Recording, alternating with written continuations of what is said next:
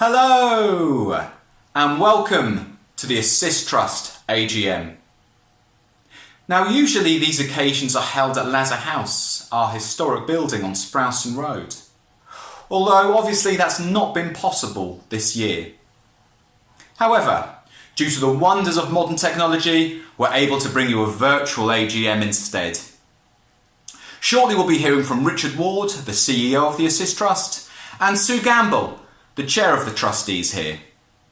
But before we hear from them, I want to begin with what, for me, is always the highlight of these occasions.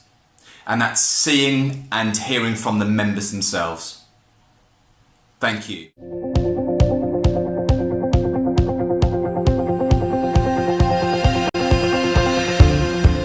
Hello everyone. Since the lockdown, I've been keeping safe with face mask, washing hands and keeping 2 meters distance.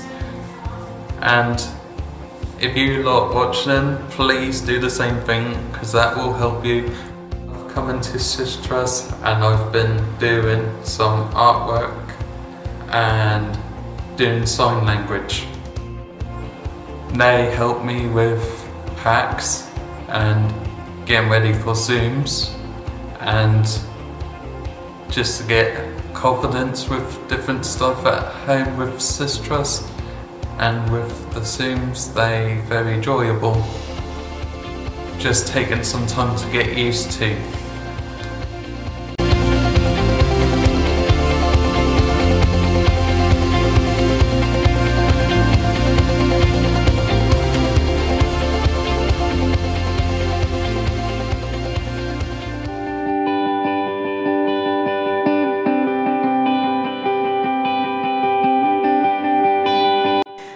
Activity packs over lockdown. I like the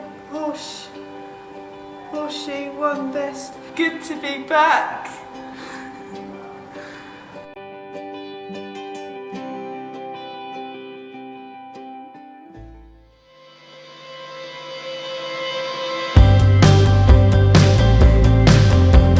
I work at the community hospital. I've worked there for 3 years. I've had loads of changes in the staff and the nurses working there and patients. I feel those changes have helped me and learn to focus on it and learn to do what they're told and not to listen to conversations a lot. And it's really helping me, and hope to get a paid job with something similar in the future.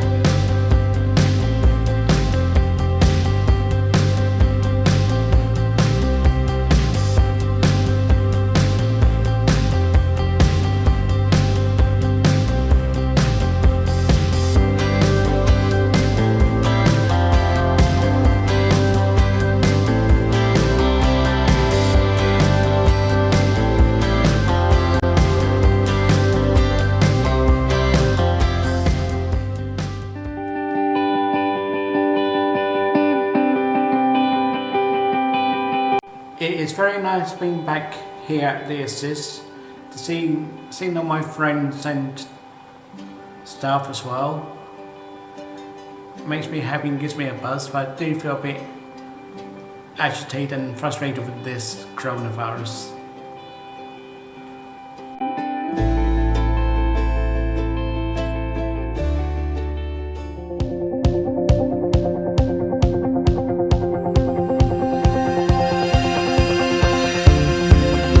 I'm Pat Brickley. My daughter Hayley's been at Assist Trust now for about 12 years, I think.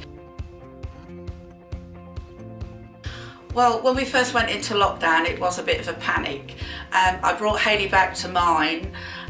She was very confused by it all and couldn't understand why everything had just suddenly stopped. But we got busy. We did everything from painting the shed, the aviary, the fence, the summer house, and onto her bedroom.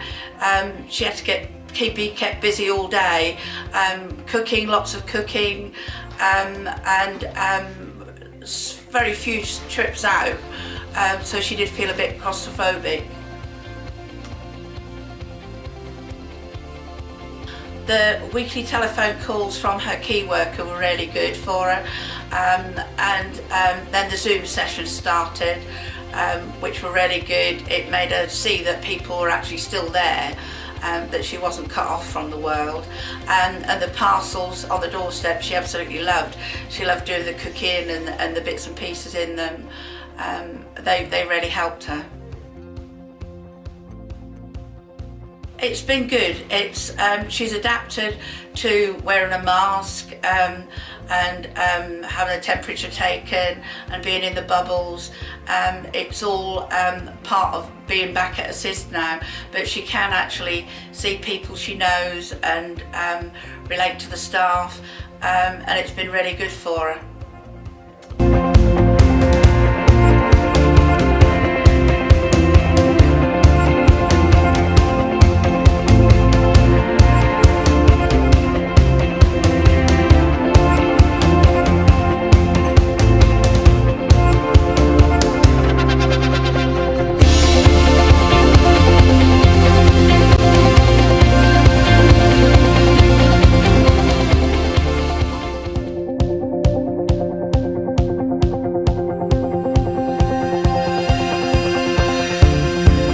I was happy seeing the Assist Trust staff friends, Lazar, Hamlet and Colgate Zooms. I had phone calls from key worker and I had activities packs delivered at my door, and I win and text and Facebook was up with my friends. I was very happy with it, and then I done bread and cookies making with my kids sometimes.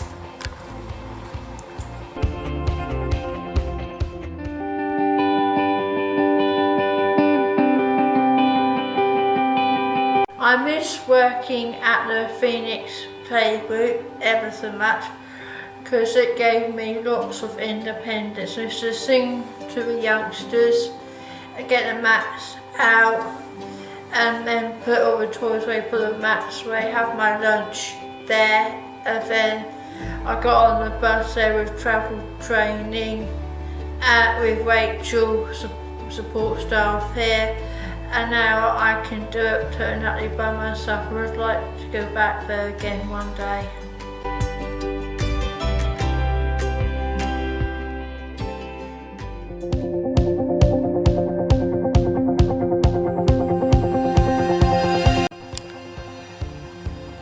I come back after lockdown to see friends and be in bubbles and enjoy what they do, like art and quizzes, and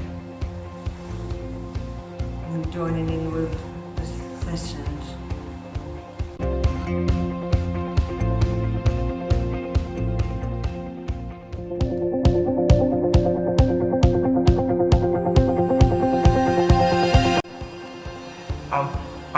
I'm back on the bus since after the lockdown. When I'm on the bus, I say I'm hand and I wear a face mask. And at Assist, I like drawing, and I like making clay and paper. I did paper mache,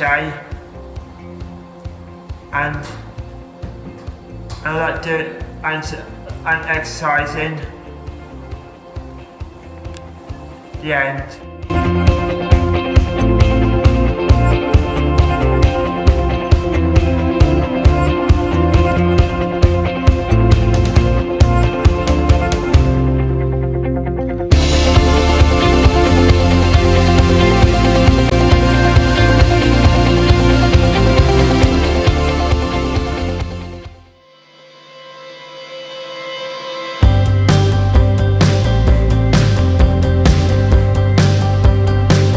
It's been quite hard.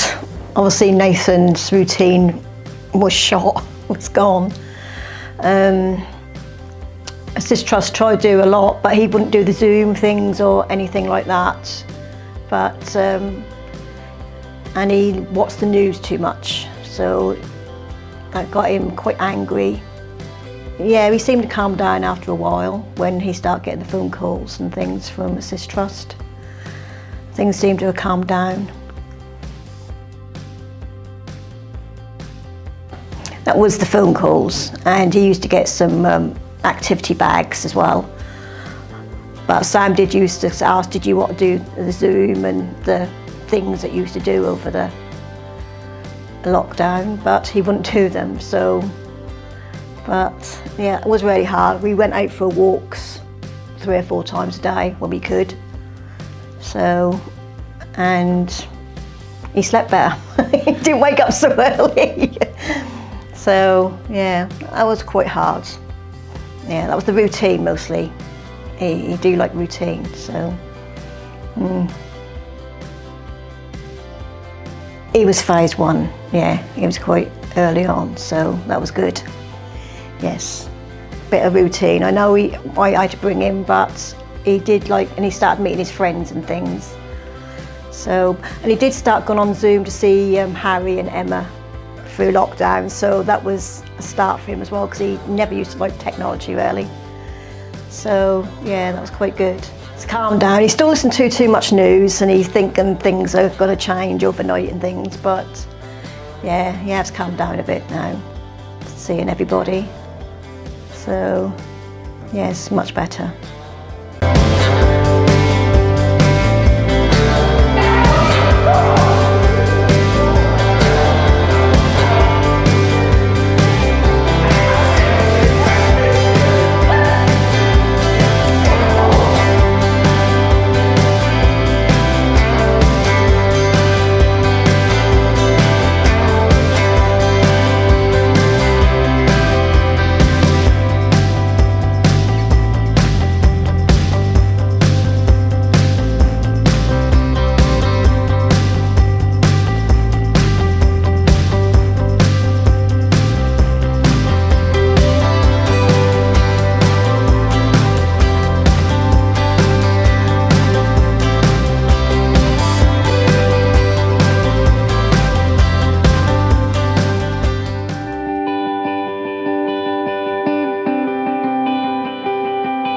Good. It's in pain at the moment since coronavirus is on, and also there's not everything is normal. We've been building bird boxes and we've been painting them and then giving them fit coats, and then we've just been putting these felts on them, on the roof bits, and then we've been stapling them. And then we've been drilling holes in what we can, but this one we can't, so we've got to have wire for it. So, like to do work experience in the airport cafe if you can get me back in there, and also I like to go independently out to the shop and the gardens, which I'm missing.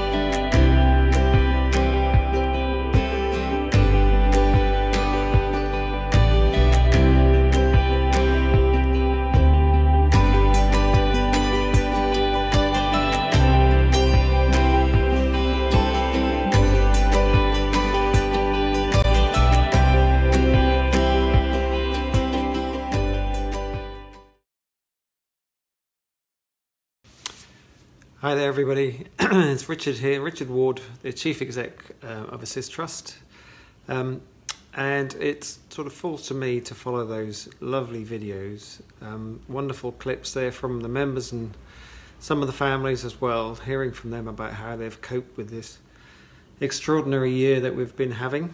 Well, here we are in January, having a rather late annual general meeting, and a rather unusual one as well, having to resort to virtual methods to put the messages out there. But here we are. This is the world we've all had to get used to, and as you've heard from the members there, everybody's coped remarkably well. That's the first thing I wanted to say. It's incredible to hear how well the members and the families have been coping with so much disruption, so much difficulty and unusual circumstances, missing all the usual structures and routines, and just to hear how well people have coped and come through things, and hopefully towards the end of this awful saga.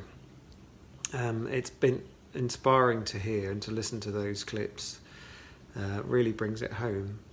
So thank you is my first message to all the members. Thank you so much for doing so well. You know, congratulations, well done. You're nearly there. We're nearly coming out the other end of this strange time, and we've been so impressed with how you've coped and how you've managed with all the difficulties and the lack of structure, and seeing your friends. We had back in June, during the first lockdown. It's hard to remember exactly all the sequence of events, but we did a questionnaire with everybody back there, which you might remember, and asking what your priorities were during that sort of time. And unsurprisingly, that one of the first things that came back was that you missed seeing your friends, just talking and meeting with friends. Such a simple thing, really, but that was the first priority that came across in that one.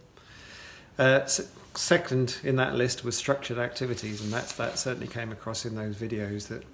That's something that has really been missed, and of course we did our best to try and compensate for that, and to try and open up what we could back in July, and gradually opening up to more people. We didn't get to see everybody, but with a sort of reduced version of what we normally do, we were able to host things fairly safely.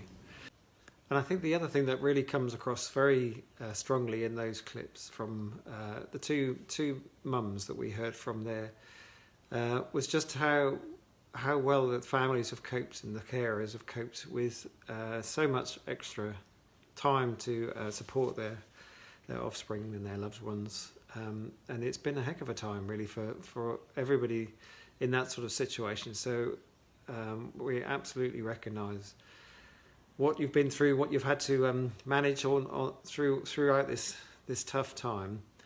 And I like to think that the extra support and the remote support that we've been putting in place, and the extra contact, has helped to sort of give us more of an understanding of what your situation has been. And we're determined to try and keep that sort of level of communication going into the future, because it can only be for the benefit of the individuals that we all support. So again, congratulations to all of you for coping so well in such trying circumstances. I think Assist has responded really well. I'm very proud of how we've managed, and it's through everybody. Obviously, right at the beginning, we, as a nation, we were all trying to get used to lots of very new ways of coping and dealing with things, trying to do the best we could. And I was hugely impressed by how quickly everybody showed their flexibility and their imagination to work around all the various logistical and practical problems that we had to provide any form of support, or as much as we possibly could in the circumstances. And right the way through for this whole year, this whole 12 months that we've been going through this very tough set of circumstances. It's been hugely impressive, regularly and consistently. I've been very, very proud to say how well that the staff group has managed, and how responsive they've been to all the needs that have been presented, and the brand new ways that we've had to come up with dealing with those situations. So before I hand you back to Sue Campbell, the Chair of the Trustees, for some more words about the current situation and our plans for the future, I just wanted to acknowledge the support that we've had throughout this whole pandemic from the local authority, the Norfolk County Council, who have backed us up financially throughout the whole period. There's been some times when we've been waiting on some last-minute decisions about the continuation of that funding, but it's come through every time, right up till to the current point in time and beyond. Which has been absolutely crucial, obviously, to be able to provide what we could do for the members to keep all the contacts going, the outreach and the packs and the Zooms and the online activities, as well as the face-to-face services to the extent that we were able to manage when we could open from July 2020 onwards. So many thanks to our contacts and our fellow colleagues at County Council for making those decisions, and politically for the councillors to back us all up in this very difficult time. It's going to be very tough coming out of the whole situation, obviously, but we're pledging to play our part in providing affordable and effective services into the future. So over to Sue.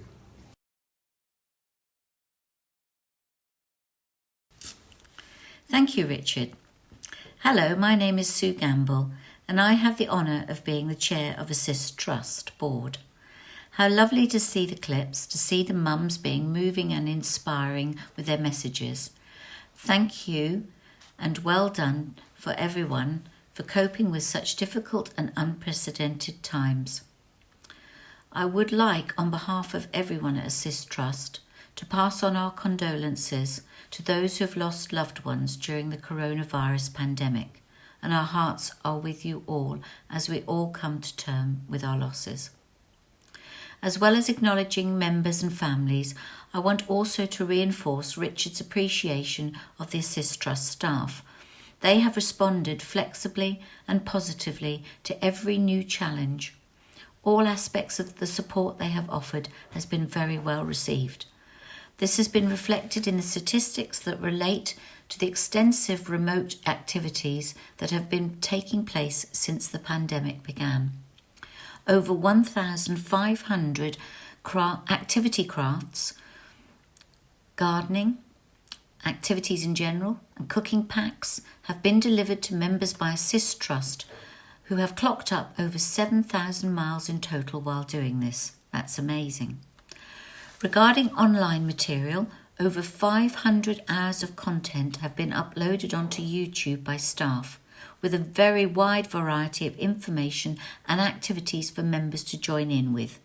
To date, these clips have been viewed over 21,000 times. Isn't that wonderful? Every week, over 70 members have been joining in with Zoom groups that have been taking place every day of the week, hosted by Assist Trust staff. 2 Zoom meetings in the morning and 2 in the evening. And these groups have included sit-down exercise, sign-along, no, not singing, that's later on down the list, relaxation, quiz groups, games groups, art and crafts, travel training, employment skills, housing, yoga. On top of that, staff have hosted big evening Zoom events, which I understand have gone down a storm. And everyone has been joining in, including Bonkers Bingo, which I hear is hilarious, the Halloween special, and of course, the Great Christmas Spectacular. Weekly Zoom groups currently go on every Thursday, and recently they've been carried out in collaboration with NANSA, which is another Norwich-based provider. As well as congratulating the staff group for their efforts, I'd also like to acknowledge the sterling work of the management team at Assist Trust. They have coordinated everything so successfully over this period. They have had to respond to challenging circumstances on a very regular basis, with very little notice, and then to work out whole new ways of doing this working. We all appreciate your hard work and the way you have stayed so positive throughout. You are a fantastic group and you've really showed your mettle. The past 12 months have been very testing times for all of us, and individually and for organisations like Assist Trust. It's stretched resources and made new and unfamiliar demands on everybody involved. I'm very proud to say that Assist Trust has successfully shown its resilience, its compassion and its innovation as it has responded to recent challenges. And this bodes well for our future, even if we still have a little way to go before we emerge from the shadow of this pandemic. Richard has already acknowledged the ongoing support from Norfolk County Council, and I echo that, and I think everyone on our Trust Board does. And I'd also like to add our huge thanks to many trusts and foundations who have responded so quickly and so generously to new fundraising bids that we've put in over the last 12 months. There are too many to list now, but they're all listed on the new Assist Trust website. Thank you to everyone again, to all our members out there, to your families and to your carers and to the wonderful Assist Trust staff and also my fellow trustees who have all helped, and without I couldn't have been able to do my role. It has been very difficult challenges over the past year. I'm sure that when we look back over this period, it will no doubt be with sadness, but also with renewed hope on what we have and what we can build positively moving forward. We look forward to many more happy experiences for our members and for this to bring joy to our staff and take us forward as an organisation. Thank you. So to bring this rather unusual, unique annual general meeting to a close, I do need to cover the business side of things and go through some of the details, just to bring everybody up to date on where we stand as a business, and to clarify some of the decisions that we've made along the way. So we've had a financially a steady period despite everything. The accounts to March 2020 showed that we were ticking along quite steadily in the black, with a sort of narrow surplus to cover any extras. And since that time, obviously, as I mentioned, the county have kept supporting us to a lower degree than we were budgeted for, but obviously very, very unusual circumstances, and everything had to change. Some costs were lower than predicted because of such a different way of providing any sort of services, which meant to date we've kept a very steady ship, actually. So we're looking okay just as we come towards the end of this financial year, but everything is to be discussed and agreed with county and with all services in the region going forward. So we're doing our level best to put across everything as clearly as we can, so that the county can understand and recognise what Assist can continue to do for its members. And once we get back on our feet, once everyone starts to get back into the swing of things, what we can be doing long into the future. So just to confirm a few sort of business details, the trustees have agreed to keep Larkin and Gowing as our auditors for this coming year, and we've had two recent resignations from the trustee board, which is Shang Bradby and Kat Genders, and we'd like to thank them for their sterling work while they're in the role as trustees. They'll be sorely missed. I'm hoping we'll keep in good contact with both of them, and they'll get to see Assist grow and develop going forward. So the trustees who are remaining on the board for the year ahead are as follows. That's Sue Gamble, Matt Langley, Alan Hewitt, Linda Cullum, Tracy Hughes and Chris Robson. So finally, by the way, the accounts to March 2020 can be found on our new website, which is recently launched only this month, which, even if you don't want to pour through those accounts yourself, it's worth checking out that website. It's looking fantastic. So just search Assist Trust Norwich and you should find it, and it's really looking the part these days. As for the future, well, Like I say, we're discussing various plans with County Council to reinstate lots of the services, almost all of the services that we were providing before, because they were very successful. They were supporting people to become more confident, to gradually take steps into independence, whatever that might be for that particular individual, and it would be different for everybody at the pace that suits them. But getting into the community, getting to work if that's an appropriate goal and something that people want to aim for, getting into independent living, and supporting people all the way with all those different things. We're planning to get out into the community that little bit more, perhaps out towards where people live if they live a bit more remotely, and supporting them within the communities that they live in those areas. As well as all that, we're hoping that we can build on all the success that we've had on the employment side of things, as well as the independent living side of things. We've been getting on with some quite exciting plans on that front, with some enablement schemes coming online later this year, hopefully. And in all sorts of ways to find the next steps for all the individuals they support, and for many more, help them through and out of the services if that's an appropriate goal for them, whenever we can. So there's plenty of reasons to be excited and positive about the future. We're still not quite out of this situation. We're not quite sure what the future might look like for all of us. But I'm really hoping that this time next year, for the next AGM, we'll see people in the flesh. And if not, if we're adapting to all these new schemes that we've been taking on board, then we'll still have lots of successful stories to report on and to tell you all about. So until that time, thank you very much for tuning in.